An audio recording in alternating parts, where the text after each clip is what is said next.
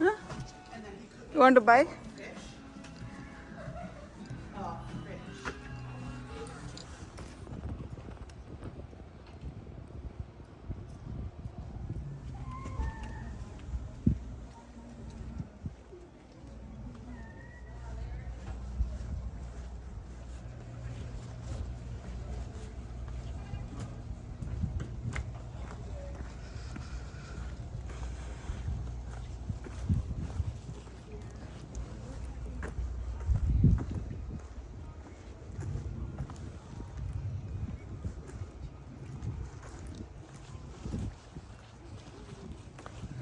So the water is so colorful. It's like a jade color.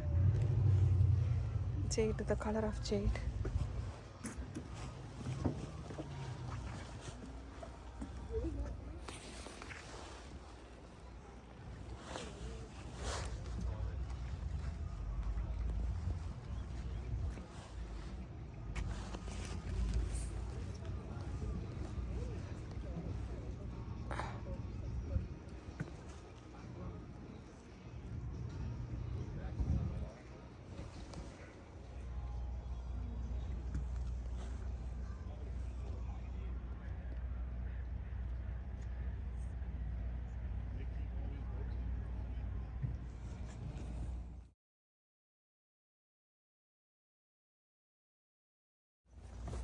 Oh, I need my hat. I need my hat. It's so cute.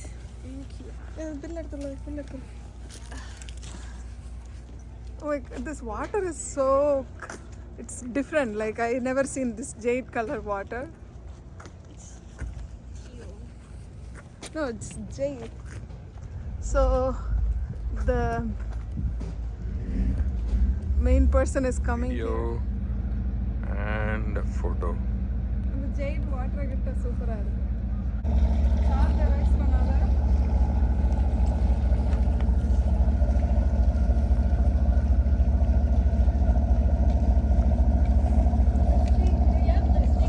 Oops. Okay.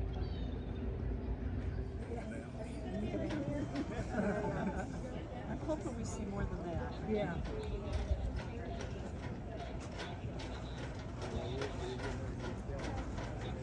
They do sometimes.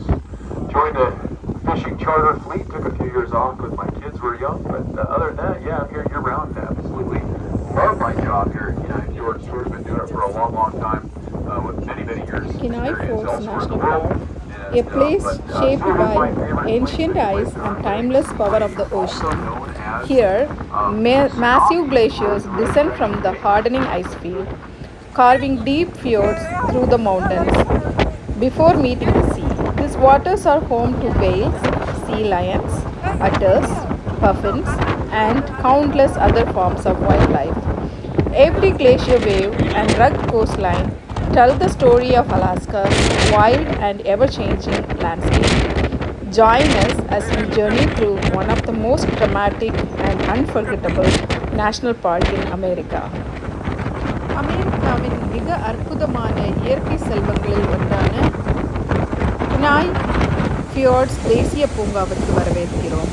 பழமையான பனிப்பாறையும் கடலின் அளவற்ற சக்தியையும் இணைந்து சித்திக்கிய அதிசய பூமி இது. இங்கு hardening பனி புலத்திலிருந்து இறங்கும் மாபெரும் பனிப்பாறைகள் உயர்ந்த மலைகளை வெட்டி அழகான கடல் பள்ளத்தாக்குகளை உருவாக்கி இறுதியில் கடலை சந்திக்கின்றன. இந்த நீர்ப்பரப்புகள் திமிங்கலங்கள், கடல் சிங்கங்கள், கடல் நீர்நாய்கள், பஃபின் பறவைகள் மற்றும் எண்ணற்ற உயிரினங்களை வாழ்விடமாக்கி திகழ்கின்றது. ஒவ்வொரு பனிப்பாறையும், ஒவ்வொரு கடல் அலையும், ஒவ்வொரு கரடுமுரடான கடற்கரையும் அலாஸ்காவில் காட்டும் இயற்கையும் தொடர்ந்து மாறிக்கொண்டிருக்கும் நிலப்பரப்பும் பற்றி ஒரு கதையை சொல்கின்றேன். அமெரிக்காவின் மிக பிரம்மாண்டமான மற்றும் மறக்க முடியாத தேசிய பூங்காக்களில் ஒன்றான கினாய் ஃபியோர்ட்ஸ் அழகிய பயணத்தில் எங்களுடன் இணைந்திடுங்கள். கினாய் ஃபியோர்ட்ஸ் தேசிய பூங்காவிற்கு வரவேற்கிறோம். பனியும் கடலும் சந்தித்து இயற்கை தனது காவியத்தை எழுதும் அதிசய உலகம் இது. ஒவ்வொரு பனிப்பாறையும் காலத்தின் சாட்சி, ஒவ்வொரு அலையும் பூமியின் பழமையான கதை, ஒவ்வொரு காட்சியும் மனதில் என்றும் அழியாத ஓர் ஓவியம். அலாஸ்காவின் காட்டு அழகை உணர வைக்கும் இந்த மறக்க முடியாத பயணத்தில் எங்களுடன் இணைந்திருங்கள்.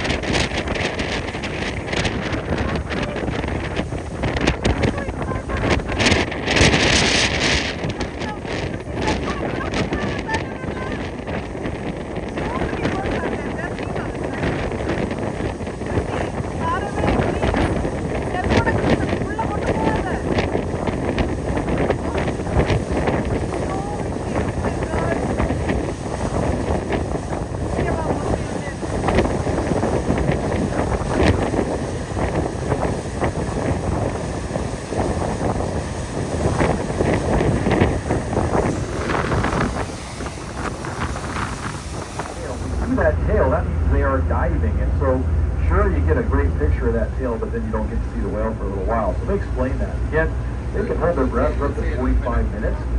That's not common. That's just their ability.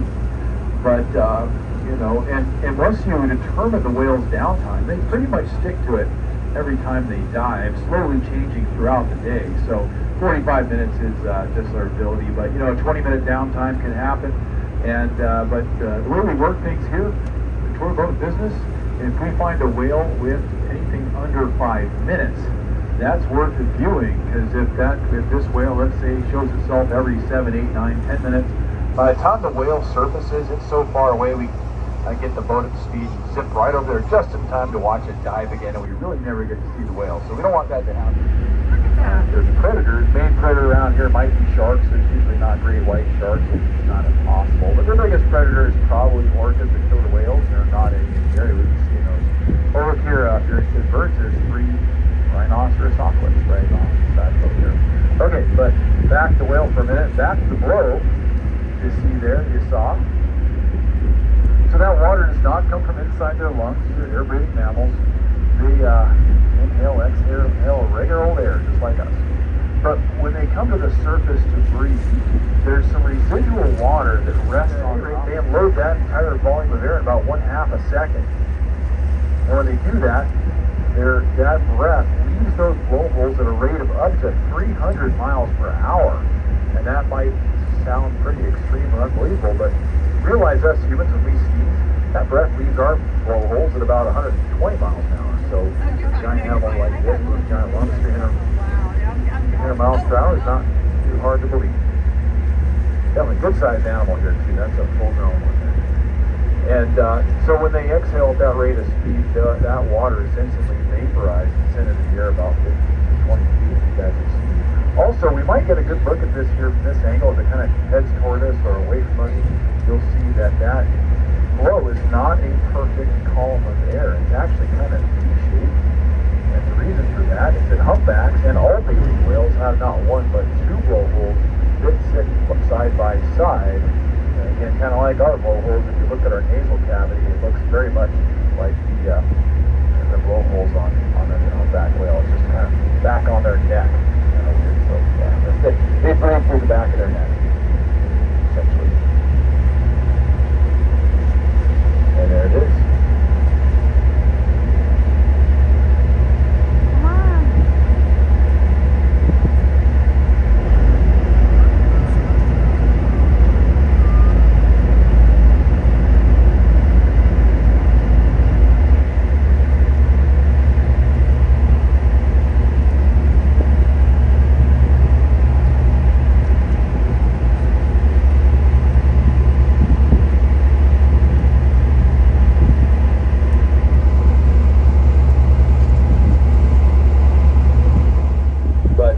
that's just the upwelling of water from either the displacement as they swim, pushing the water up above them, or also sometimes when they swim down, their tail, very powerful tail, will then send a bunch of water to the surface as it dives down. And I see oh, look at this, I see it might pop up right here off our starboard side. I'm starting to see the footprint. Oh, there it is. Yep. All right, we do have to move on. I'm glad we're getting great close-up view of this one here. So, but that said, I'm going to start.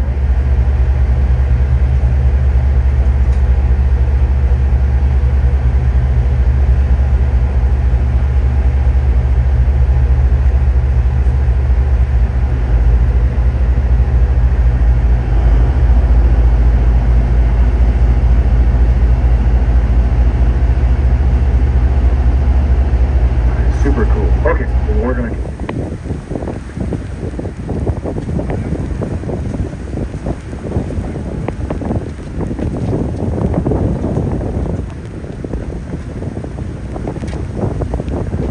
They unload that entire volume of air in about 1/2 a second. And when they do that, that breath leaves those blowholes at a rate of up to 300 miles per hour. And that might sound pretty extreme or unbelievable, but realize us humans, when we sneeze, that breath leaves our blowholes at about 120 miles an hour. So a giant animal like this with giant lungs, 300 miles per hour is not too hard to believe. Definitely a good-sized animal here too. That's a full-grown one there. And so when they exhale at that rate of speed, that water is instantly vaporized and sent into the air about 15 to 20 feet, as you guys can see. Also, we might get a good look at this here from this angle as it kind of heads toward us or away from us. You'll see that flow is not a perfect column of air. It's actually kind of V-shaped. And the reason for that is that humpbacks and all baleen whales have not one but two blowholes that sit side by side. And again, kind of like our blowholes, if you look at our nasal cavity, it looks very much like the blowholes on a humpback whale. It's just kind of back on their neck. So yeah, they breathe through the back of their neck, essentially. And there it is.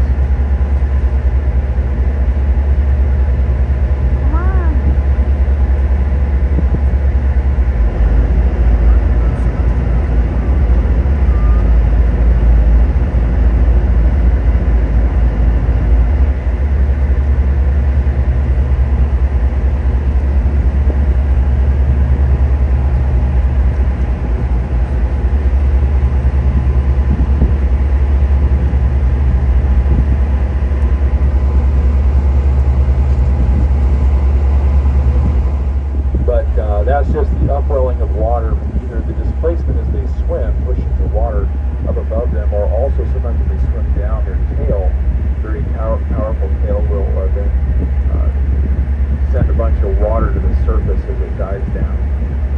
And I see oh, look at this, I see it might pop up right here off our starboard side. I'm starting to see the footprint. Oh, there it is. Yep.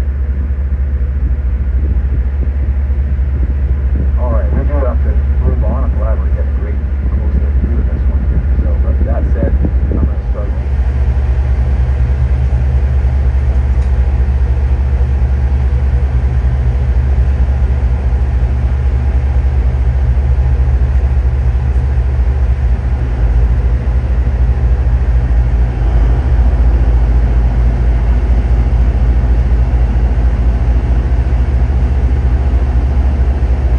Super cool. Okay, well, we're going to...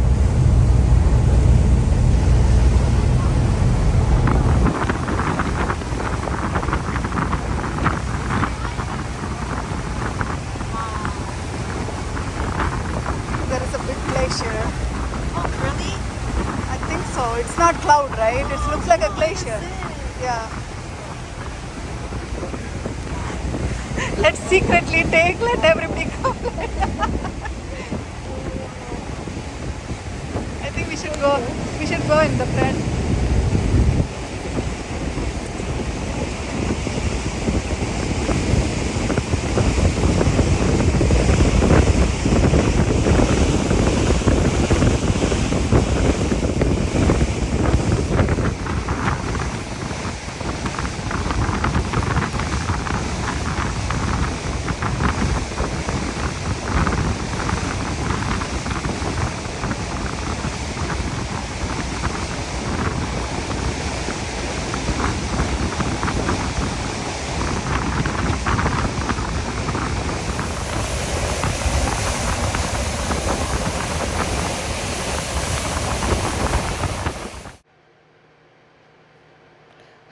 viewers, welcome to Holgate Glacier, an ancient river of ice born high in the hardening field. Holgate Glacier is a living remnant of the last ice age. It flows from the vast hardening ice field, whose glaciers have been shaping the Kenai mountains and carving deep fjords for thousands of years. The wider ice age history of this landscape reaches back roughly 1.8 million years with a major period of ice expansion beginning around 25,000 years. Every blue wall holds the silence of centuries. Every thunderous fall of ice reminds us that this ancient landscape is still alive and changing. Long before roads, cities, or human memory, ice moved slowly through these mountains, carving mountains. So, what upcoming view you are going to see is Holgate Glacier. So, this is my first trip to Alaska, and first time I'm reading the glacier as well. It was so beautiful when it was getting closer. It was like a toothpaste, like blue color toothpaste. So enjoy watching it.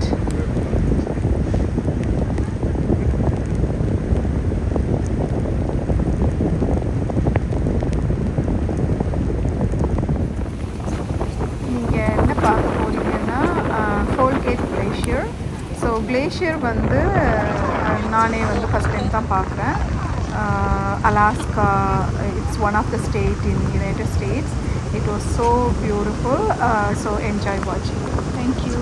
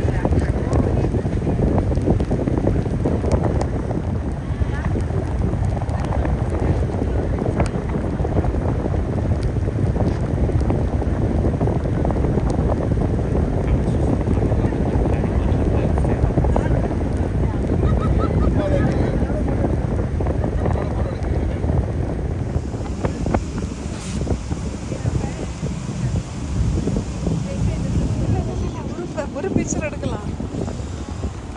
It is amazingly beautiful, right? The glacier like this stands up.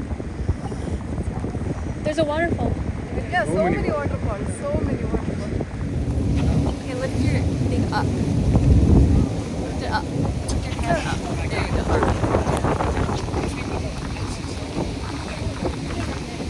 And turn around, turn around.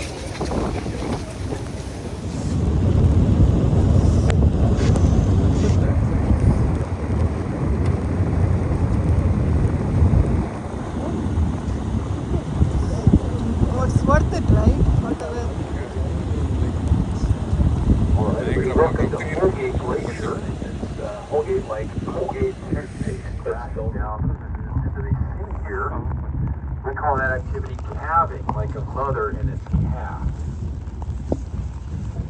I'm the first one. Yeah, we hope to see some calving today. It's pretty exciting to ஓடி watch. வந்தேன் எனக்கு கிட்ட நிக்கட்டு ஓடி So, வரக்க number people often ask me, number one question, how fast is this glacier receding?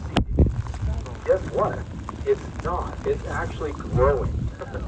I don't know. I can't explain that one. In fact, the two most commonly visited unmarked glaciers in the national park is this one.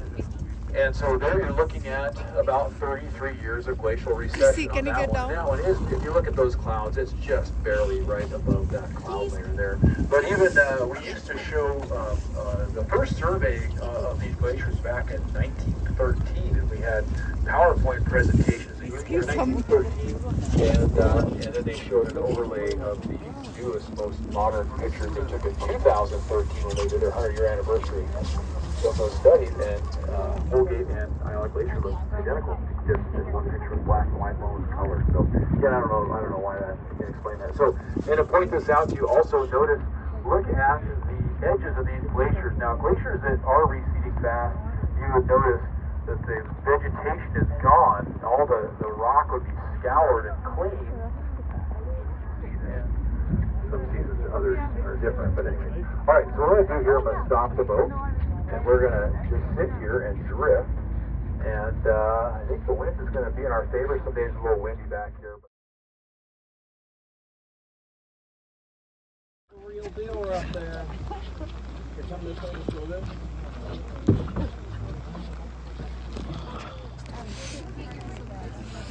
They're under subglacial streaming. Water, right? Water is what? What is the O? Oxygen. A lot of oxygen. And this oxygen is very high and only allow this color. Oh, it's smelling now! Oh my god! Get ready, I don't think it's done. Oh, that's so scary. So anyway, big this guy chunk. is the same color blue, so all the oxygen in the atmosphere. And if you've ever seen liquid oxygen, I have. Liquid oxygen is exactly that same color blue as well. And it's just densified oxygen, basically all liquid oxygen is from a gas to a liquid. Over there. And fun fact, I got the demonstration of I think there's liquid few oxygen more a few sounds years are ago. coming. Somewhere Liquid else oxygen also going to. has magnetic properties. You can put a magnet to it, or you can pull it around the magnet.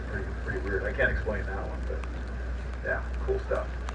But it's so pretty. How? Oh, There is small one. Oh Alright, my so god. that part that just fell off there, there's that spire that's sort of hanging over on the edge there. Right? That might come crashing down here in a minute. Keep an eye on it. Yeah.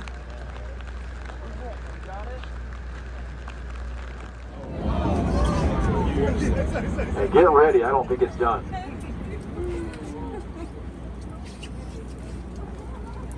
So anyway, sky is the same color blue from all the oxygen in the atmosphere. And then if you've ever seen liquid oxygen, I have. Liquid oxygen is exactly that same color blue as well.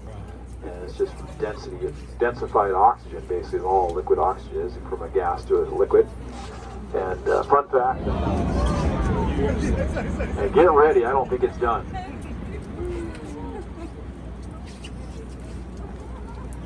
So anyway, sky is the same color blue from all the oxygen in the atmosphere. And then if you've ever seen liquid oxygen, I have. Liquid oxygen is exactly that same color blue as well.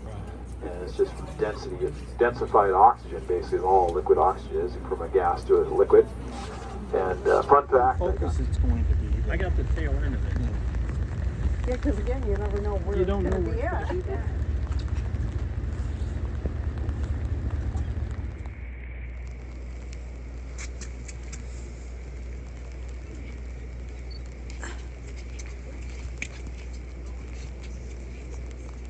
That whole area is breaking.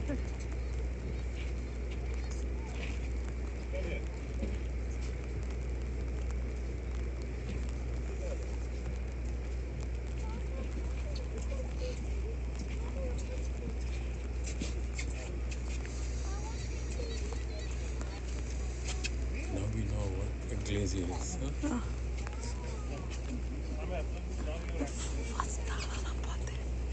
Good. அவன் சொல்லுக்கு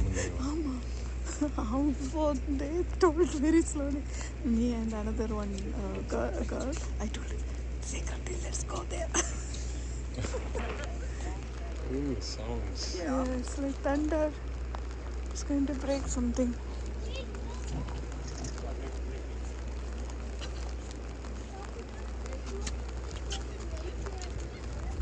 If we are going back, then probably we'll see them back, right? Yeah. Yeah.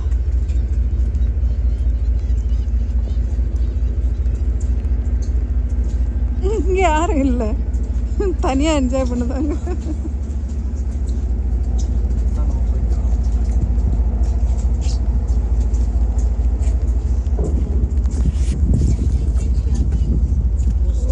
Why does the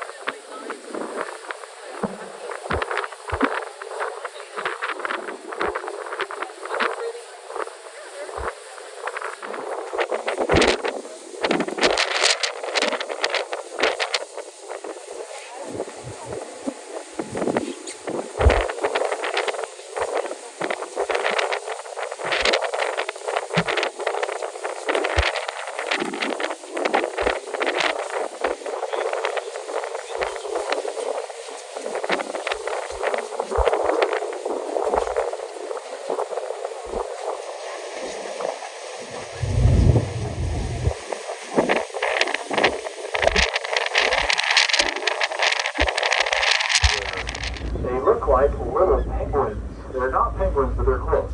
And these are called common murres. Common is spelled M-U-R-R-E.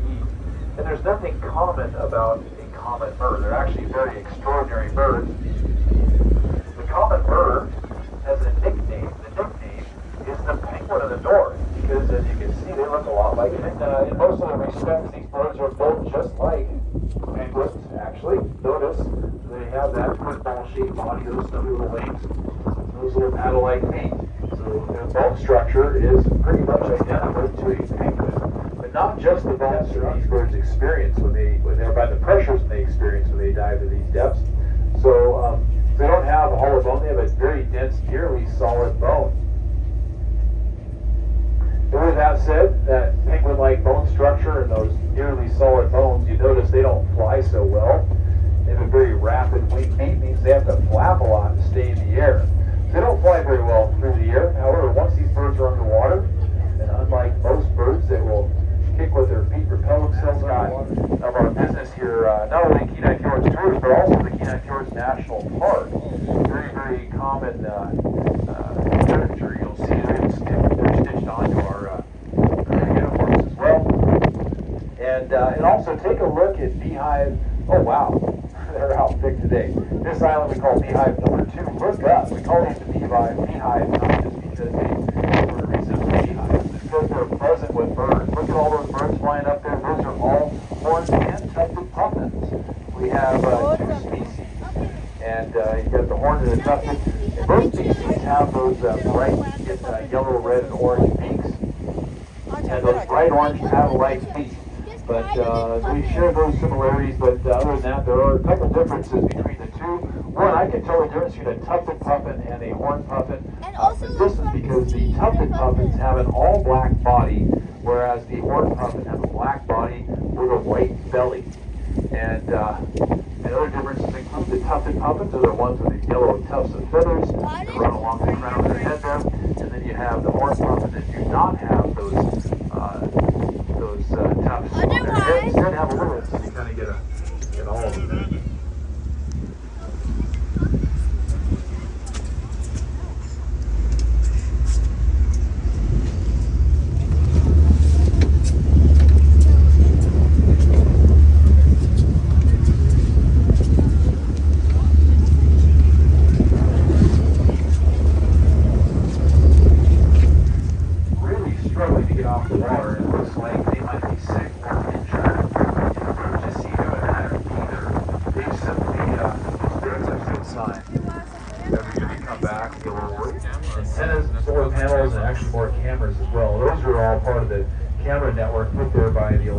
Sea Life Center, who is doing research on these animals.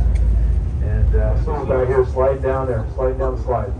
All right, but at any rate, all of you guys have all probably eaten before. If you've ever had a filet of fish sandwich at McDonald's, guess what? That is about 50% pollock and Pacific cod. Same food source that these sea lions are eating out here. So, anyway, I'm going to go ahead and continue on. You're going to tour boat moving in. We'll give we're going to start heading northbound up to the direction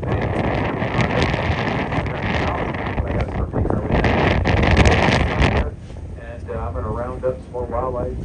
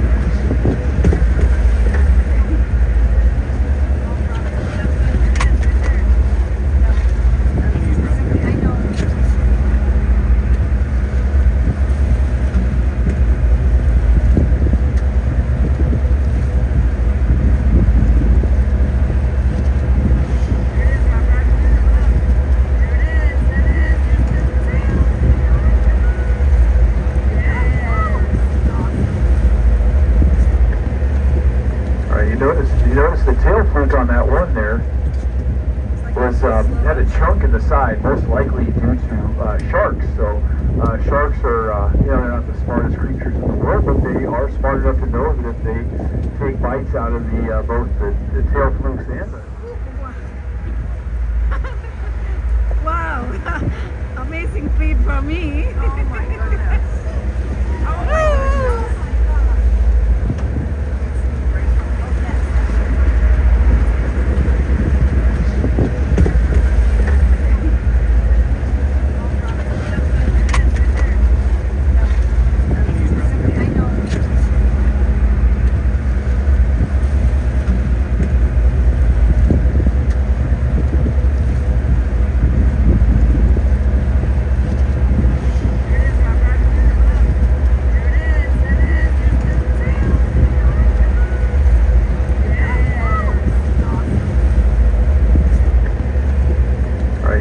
You notice the tail fluke on that one there was had a chunk in the side, most likely due to sharks. So sharks are, they're not the smartest creatures in the world, but they are smart enough to know that if they take bites out of the both the tail flukes and the pectoral fins off these whales, they make them easier to prey upon. So it looks like, at least this is common, we often see what looks like bites in the back of those tails there.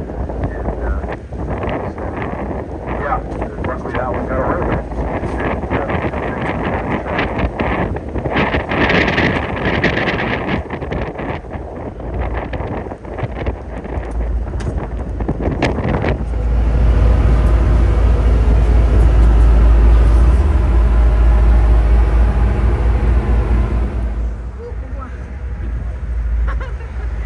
Wow, amazing feed for me. Oh my goodness. Oh my goodness.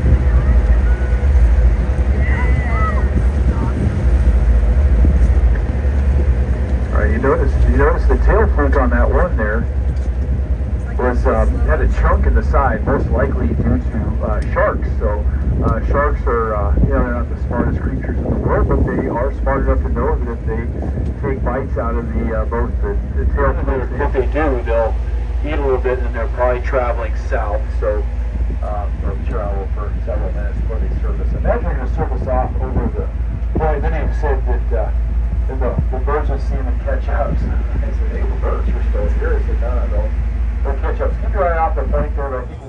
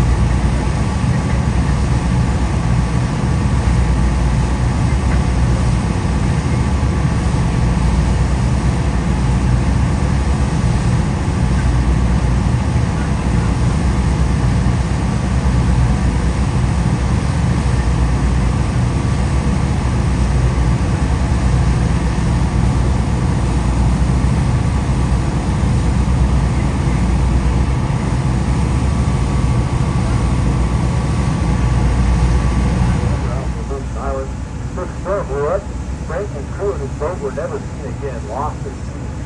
Yeah, Mary and the kids, on the other hand, they stayed back here. The street slips were laid out into our first temperature and their suspension 19 miles of the entire line.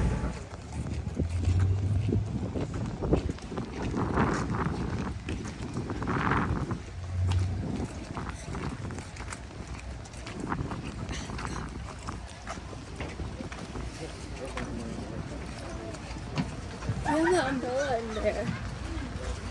My pants are